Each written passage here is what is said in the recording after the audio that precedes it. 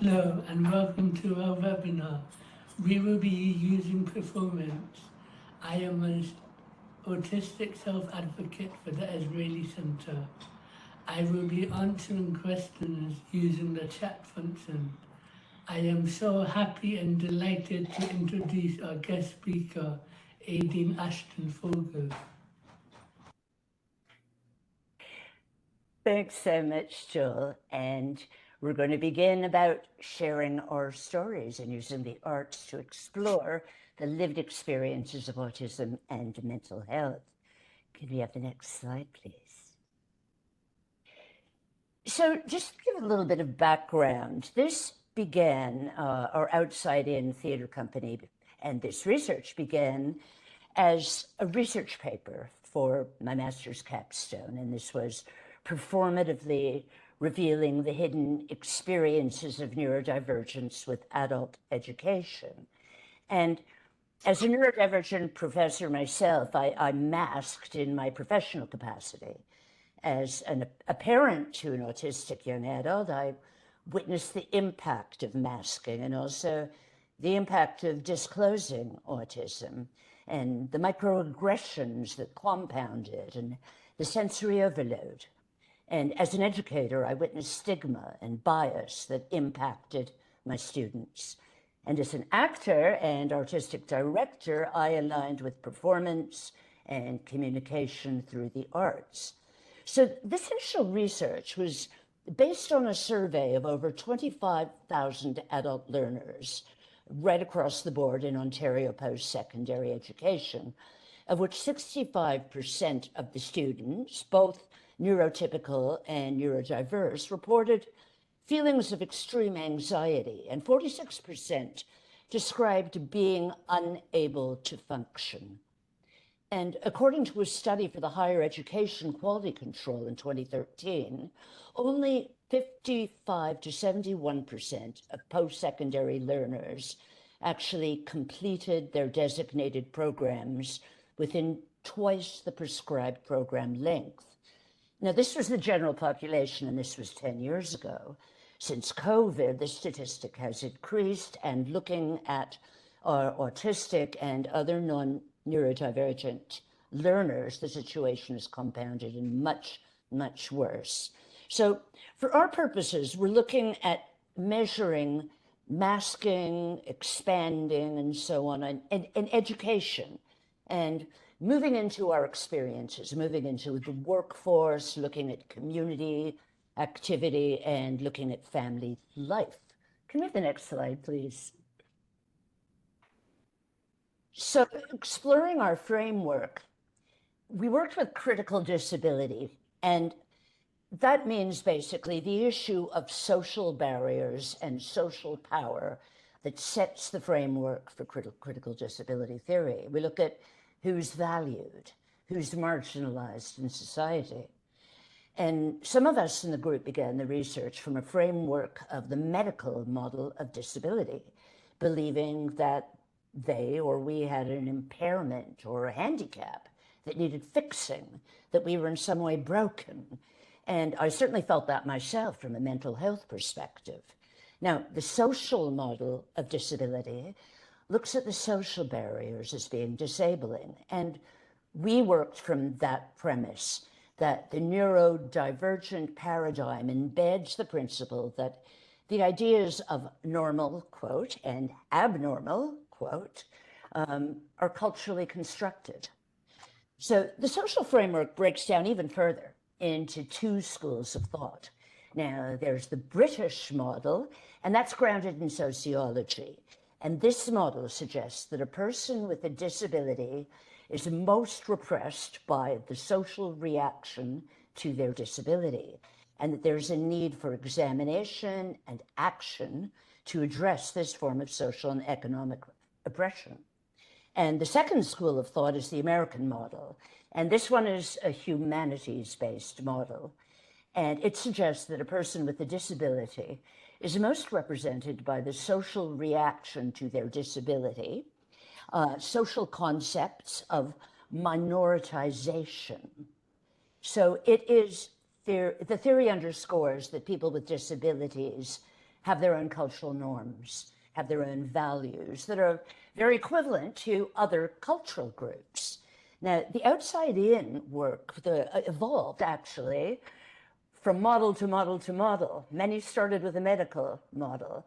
A lot of us started with the British social model, and we all seem to evolve to the American model. And the devising and rehearsing process evolved into an emancipatory exercise. And here, this impacted in the entire group. And we used this model as a springboard. We explored issues of invisibility and masking that was contained in our attempts to pass in neurotypical society, and the psychological and emotional toll that this takes, and the exhaustion.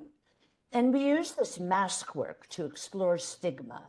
And in fact, we used one scene which we're not showing here, where we enacted a boxing match.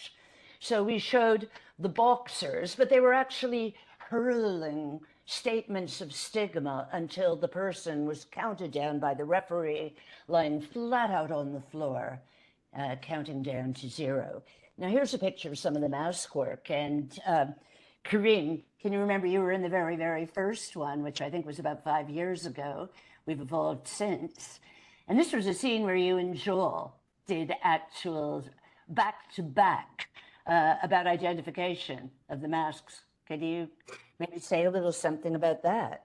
Yes. So now at that time, when Joel and I did that performance, my attitude toward diagnosis and label, I was not fond of it, because I had, sought help in psychiatric settings, and I found that they were sticking too closely to what the label said to define me.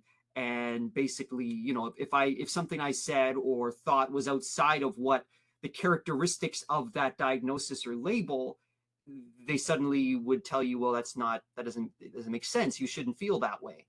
So because of that, I was quite opposed to being labeled or diagnosed.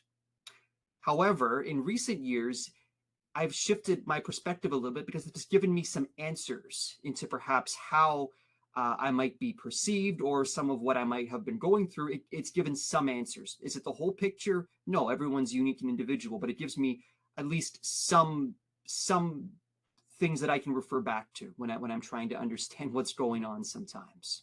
Yeah. No, thank you. Thanks for that, Kareem. And I think the point that we need to be mindful of is we're always evolving.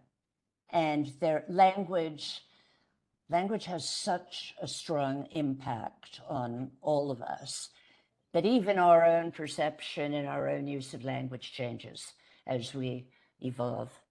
And the final point that I'm making is this is action research. So we are doing theater. Theater is so amazing for its own intrinsic value. And everyone in this company is a trained performer, be it acting, musician, broadcasting, and so on. And we love theater, but also as action research and as a way of articulating and communicating, it is unbelievably powerful, and we're using this here to articulate. So if we can move to the next slide, and we'll hand over to Kareem to do a warm-up with us. Yes, I'm going to lead just a short, brief meditation, just to center ourselves, come into the moment before we experience all of these narratives. So, of course, making sure you're seated in a comfortable position. And I just want you to take in a deep cleansing inhale with me. Breathe in. Hold your breath to the count of 4. And exhale with a sigh.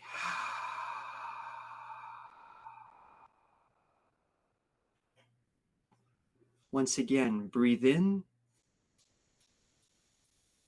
Hold. Let it out.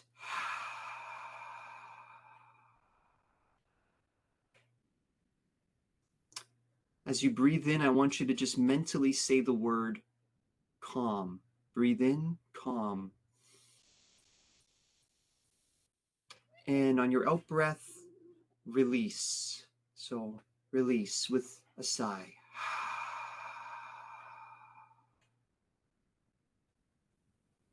Good. For the final 3 breaths, just do in and out through your nose. Once again, calm and peace. So breathe in and peace on your out breath.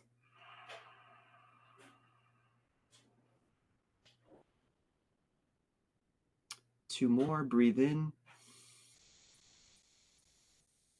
and out.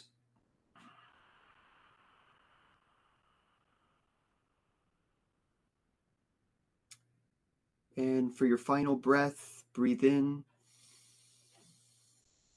peace.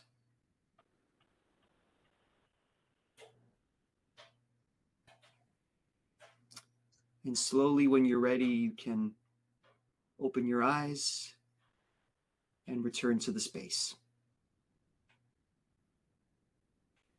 Thank you. Thank you, Karim. Can we move to the next slide, please? So, the process of telling a story naturalistically is how we often begin our work. So the way we're all used to drama, where it's believable and we're storytelling and people play believable characters. And we often then really heighten them to reinforce the point. We did one example with one company member that had 2 friends. His 2 friends were anxiety and depression. And we started off just with his story of anxiety and depression, and then we had the characters of 2 actors playing anxiety and depression that were there following him everywhere, to Starbucks, to all the different places he was going. So here we have Karim's story. So starting with situations and communication breakdowns and misconceptions, and they can be built into microaggressions. These build a tsunami effect, and we've talked about this a lot. So this has led, Karim, hasn't it, to your 3 acts here that we're presenting. Do you want to tell us a bit about that, about the influence? Certainly. So this first act comes at a time where things were not making any sense for me personally. A lot had suddenly changed. You know, the old expression, the rug was pulled out, is perhaps accurate here.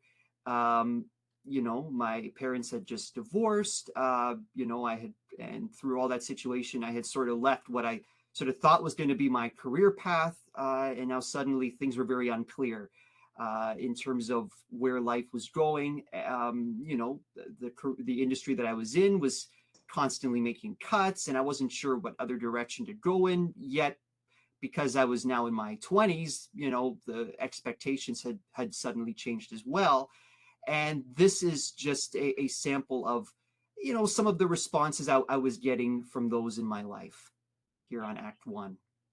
And from an arts perspective, we heighten everything, don't we, Karim? So we show the impact of repetitive thoughts by actually magnifying it. So if we can show the scene, you'll see what we're talking about. So Karim, what's happening? How's the job hunt going? You know, I've been looking at a few possibilities. It's just so hard to know what to do with things changing so fast. And Well, what do you want? well, but that's the trouble is I thought I knew, but you know, I just, with all that I'm reading, you know, all these cuts and Karim, it's a job we're talking about getting a job. What do you want? I'm just not sure. It's a job. What do you want? Come on, what do you want? I mean, you're not a kid anymore. So, you found anything? You're gonna get a job. Well, what do you want? Well, can't you just get a job? I mean, you're not a kid anymore. You're not a kid anymore. You're not a kid anymore. You're not a kid anymore.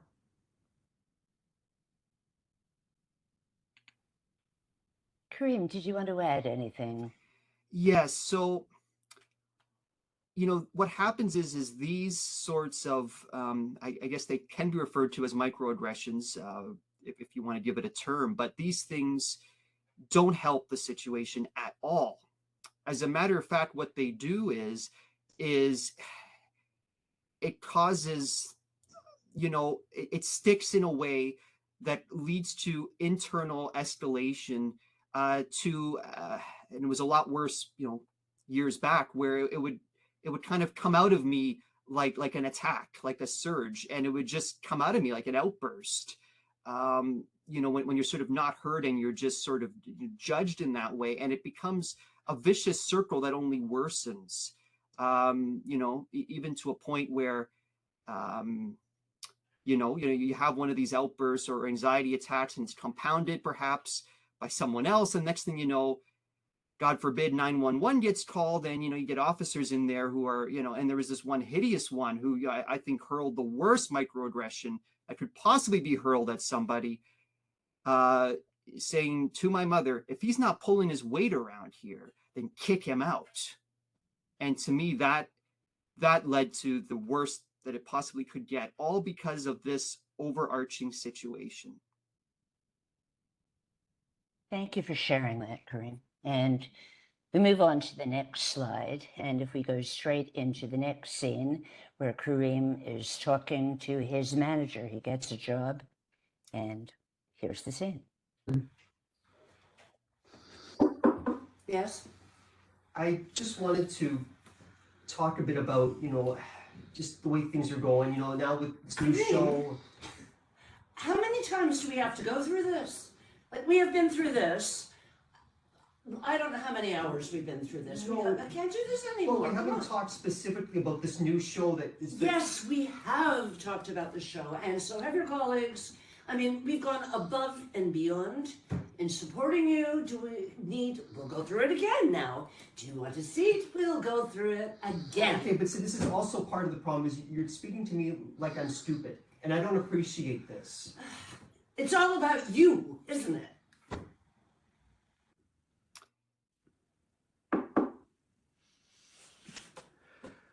We have gone over this 3 times already. No, we're not getting our money's worth. We have done everything for you. Give a little back. It's all about you, isn't it? It's all about you, isn't it? It's all about you, isn't it? It's all about you, isn't it? So Kareem, you had said that you thought getting a job was going to solve things, didn't you? Well, I believed it would put an end to that whole situation, where you're being judged by family and total strangers, being seen in that way. So, being in a vulnerable position is how it felt, right? There's a sense of being weak if you're in that situation, as an adult. So I thought, okay, I got this opportunity. I really felt things were really I was really gonna climb out of that situation. Well, didn't exactly turn out that way, as we can see in that video. Can we move on to the next slide, please? And here we've got 3 scenes, Act 3. So, Kareem, were you able to get any support? Well, that was just the problem, right? Is, you're going through these things, and where do you get support through it? It's, you talk to friends, talk to other social supports, and I found maybe they would give you 2 chances to sort of talk about it. Then after that, as you'll see, you're kind of pushed away. Like, they don't want to hear about it anymore. So here's an example, and we'll just go 1 scene straight through to the all 3 and see what happened in these 3 visits. Cheers, Kareem. It's so good to see you again. Yeah. So tell me about the job.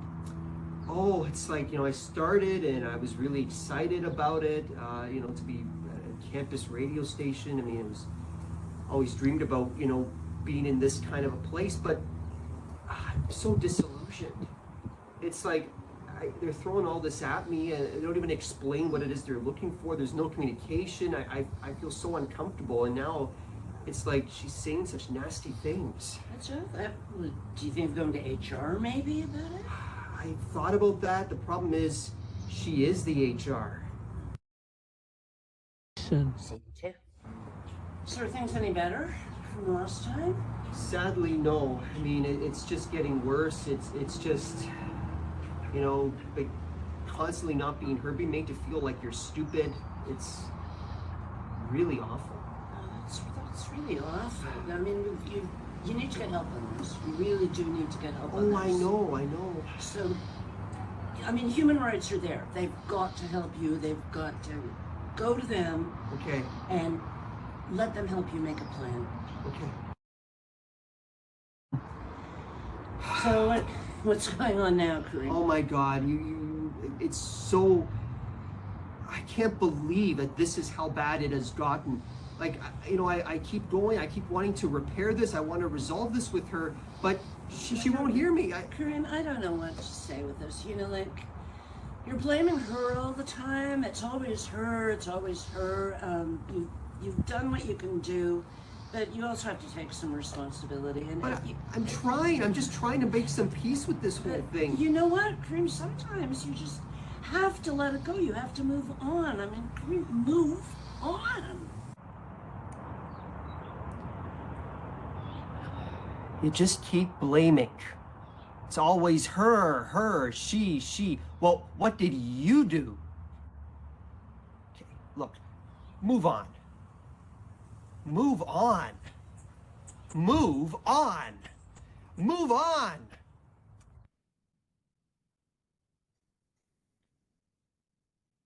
So we see the power and the impact that words have. If we can move to the next slide, please. And straight into Kareem's interview. I'm asking you generally about themes through the vignettes. And you made a list, I know, before this. Do you want to go through any of those things?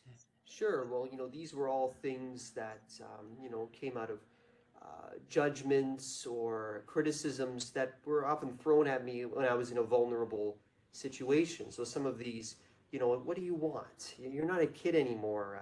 It's all about you. You can't keep blaming everyone else. All these things really done a lot of damage. You're made to feel like, like you should be ashamed of yourself. Like, I mean, you're in your 20s and you still don't know what you want. Like, what's wrong with you? Mm-hmm. Right? There must be something wrong with you. Mm-hmm. Mm-hmm. Right? And then, even overhearing where, your extended families telling your parents how to parent, how to, and even, I hasten to even add, I won't say which parent said it, but it was, we thought you'd be different. Oh, wow. These things, it's like, it's the last thing you need when you're in this kind of a situation. And the "we thought you'd be different" really sounds like broken neurotypical. We thought you'd be neurotypical, like the rest of us, be normal almost. And that's... But what is normal, though? Exactly. What is normal? Exactly. No, that's totally it.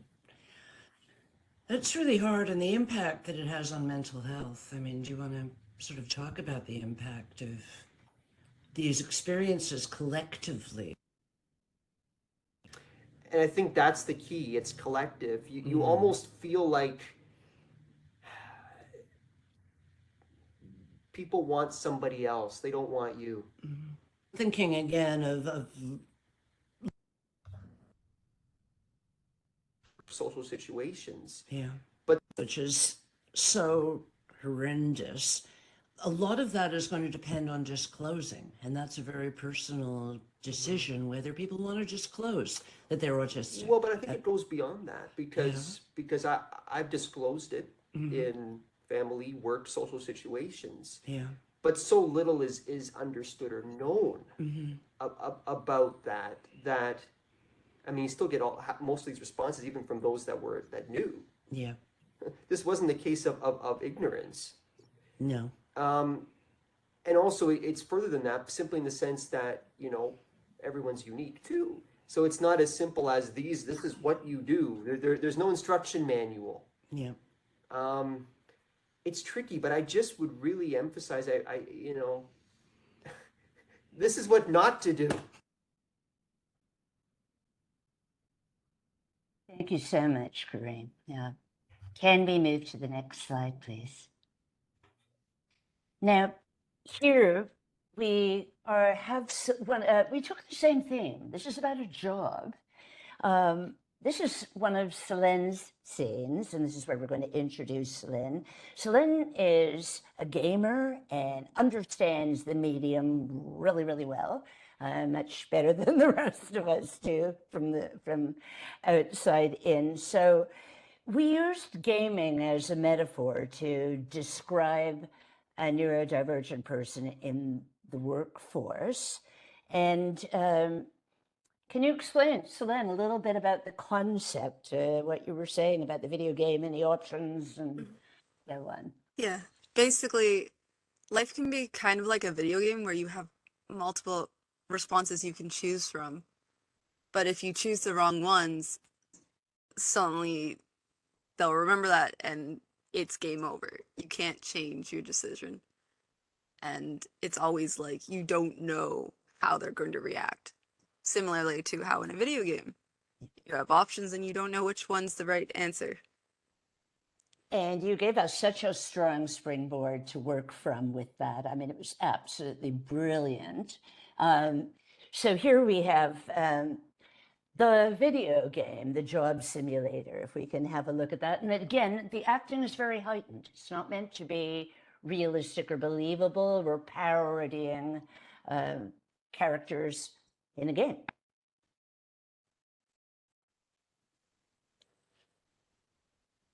Welcome to Getting the Job Simulator. Would you like to begin? Chapter 1.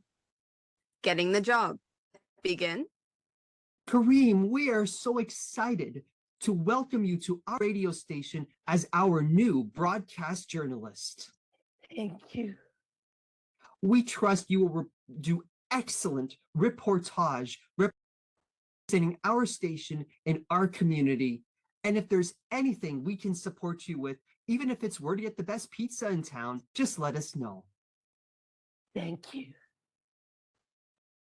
Chapter 1. Complete. Would you like to begin Chapter 2? Chapter 2. The lunch. Oh, hi, Kareem. We just ordered in some Indian food. Will you be joining us? Oh, I've already packed my own lunch. Oh, okay. Chapter 2. Complete. They will remember that. They did not like it. Would you like to begin Chapter 3? Chapter 3. The meeting. We need to talk.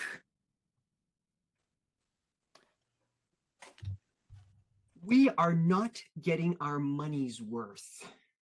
There are still items in your contract that have not been fulfilled. Further, hostile, bordering on violent behavior towards your director. Absolutely unacceptable in a workplace. What do you mean? You're processing what you need to do. Process. What do you mean? It's in your bloody contract. Review it.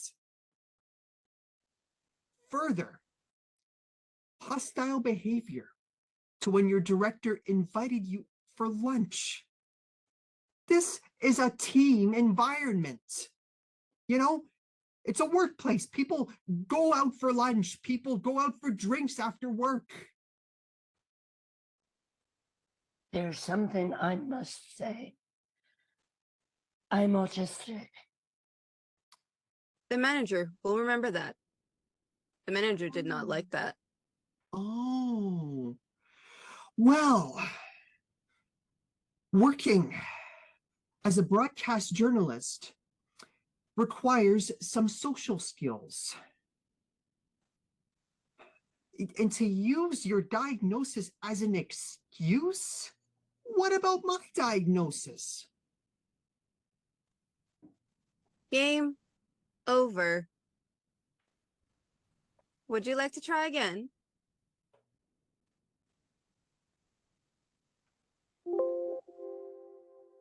So that pretty much articulates the same thing that Kareem has told us, and using that another way, using another format, to say the same thing.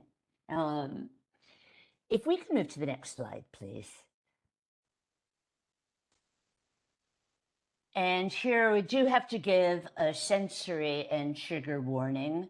There are some special effects used, and there is loud sound. So if you want to turn the camera off, if you want to turn your sound off, we're advising about that. And also in these next two slides, we cover some fairly heavy material that could be upsetting to some people. And here we have Joel's story. Joel, did you want to put in the chat a little something about that? Tell us a bit about your process before we play that. Joel says, I often feel unheard in conversation because of my profound speech block and disfluency. I feel rushed into answering and often just give one-word answers to get out of having to talk, or I comply even if I disagree to make the conversation easier. Stress builds. I become nonverbal in stressful situations and with sensory overload to the point of melting. It's like the tsunami effect that Kareem talked about. Create electronic music to articulate feelings. This piece is about sensory overload. I composed a soundscape about getting through a day at work or in a group project at college. Things that are common, like teamwork around a table or lunches, become a nightmare. Thank you. Thanks, Joel, for sharing that. And can we see and hear Joel's work, please?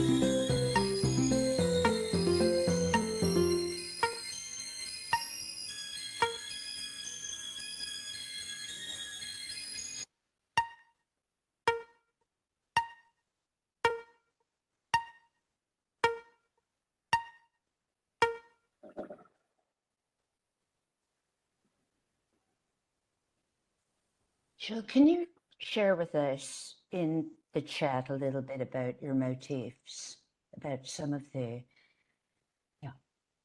Joel says, I have used motifs of clock sounds and images.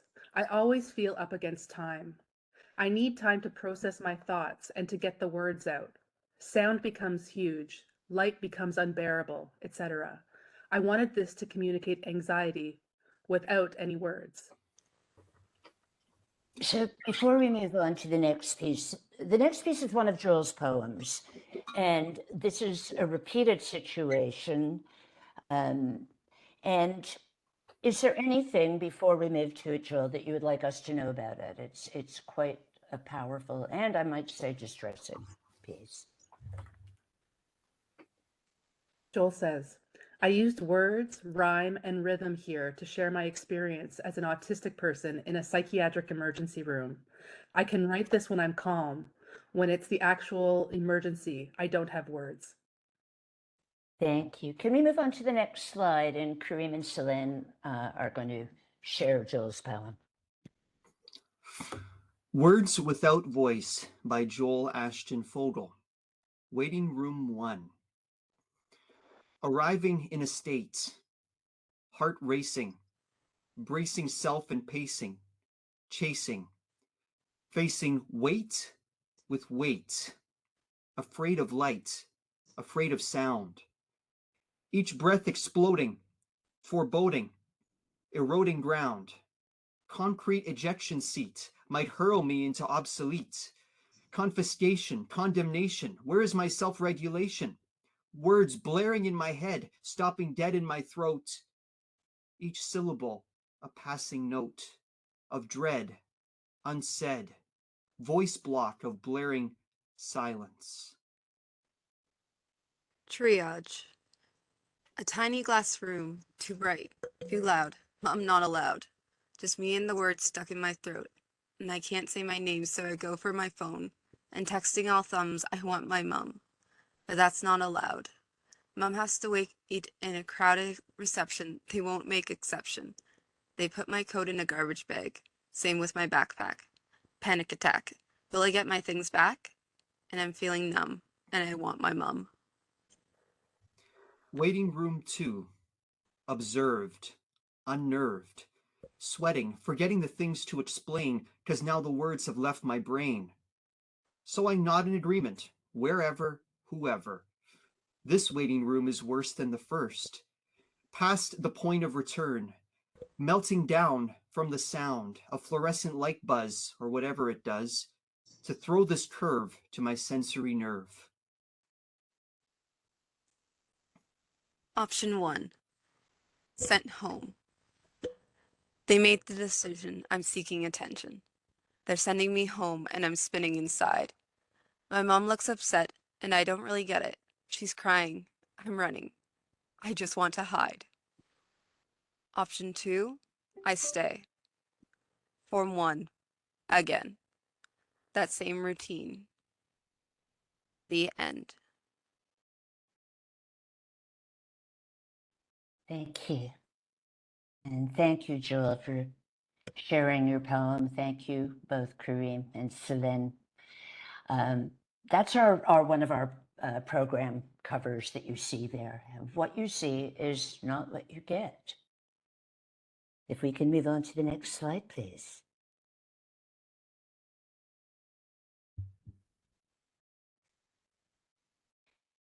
So here we have a masking clinic. This is Celine's story. So Celine, do you want to tell us a little bit about how this story began?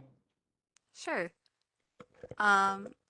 Basically, I'm a trained makeup artist, and we wanted to integrate that in some way. So my story was about masking and how makeup can mask when you want to hide and seem like you're okay when you're actually falling apart. And that's what we were going for with this. Mm-hmm. And we had about 12 performers in each company, and a lot of conversation came up about therapies that people were having. And we staged all kinds of different scenarios of therapies, from kind of the sublime to the ridiculous, and parodied them. But there seemed to be some pretty in common elements about them all that led to this, didn't it? So Yeah. looking at what we had in common, Celine. Like one of the issues we had in common was that when you're in the middle of crisis and everyone's just telling you, just breathe, and it's like, I can't. I genuinely can't. I'm trying and it's just not working. And so, in a way, we tried to parody that in the masking clinic scene, as you will soon see. Yeah. So we used a bit of humor in this as well, Mhm. as we did in a lot. If we can play the video, please.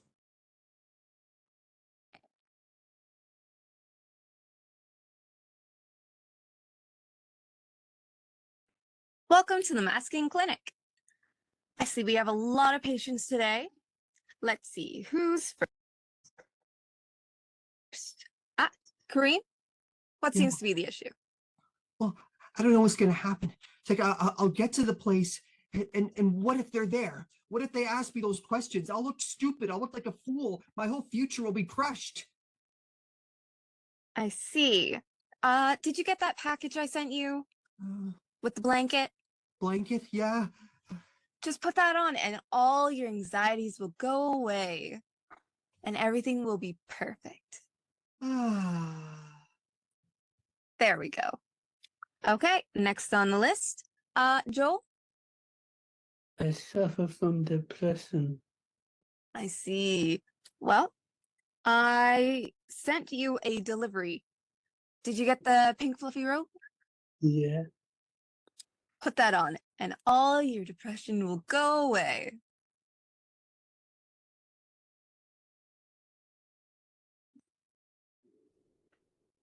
There you go. All fixed. And last but not least, Aideen, how are we doing? Not good. I don't know what to do about my self-worth. I don't have any self-worth. Well, I sent you a package. It has a plushie in it. Just hold that and all your issues will fade away and you'll be the most confident person around. Oh, you know what? I'm embracing my crap. I'm showing my crap to the world. Thank you. Thank you. There we go. See? Everything's all fixed now. Thank you all for coming to my clinic. I hope you enjoyed all these solutions for masking techniques that were shown today. Have a lovely day.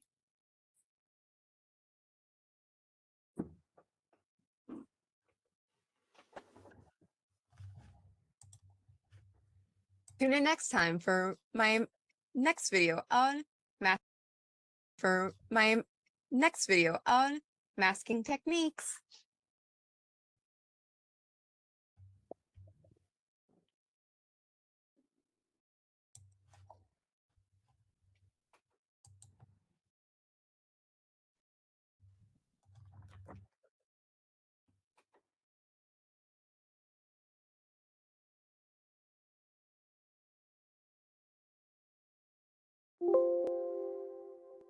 And that last scene was just so powerful. So then when you were standing on stage and just standing up there and taking this makeup off and taking your time with it, with just a spotlight on Selene, it was incredibly powerful of showing the therapist also unmasking.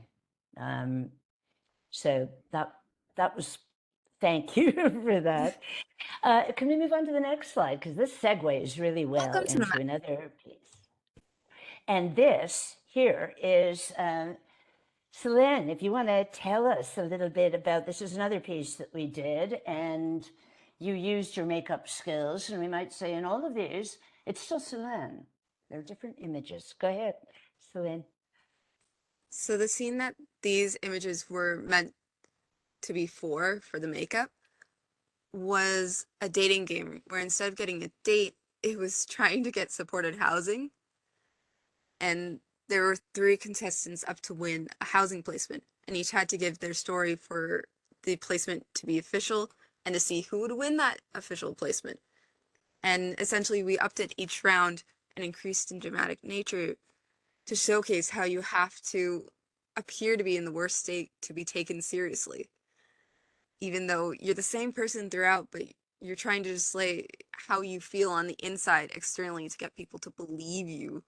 And that was a recurring theme for us, was being believed Yeah.